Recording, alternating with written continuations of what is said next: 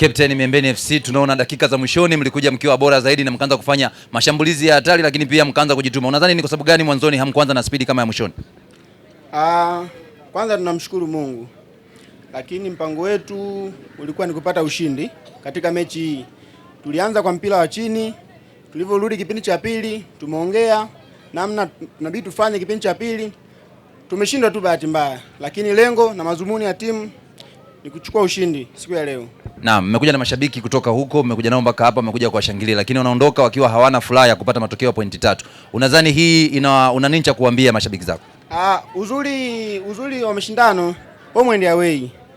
Hii ni mkondo wa kwanza. Then tunakuja mkondo wa pili. Naamini tunaweza kuchukua ushindi.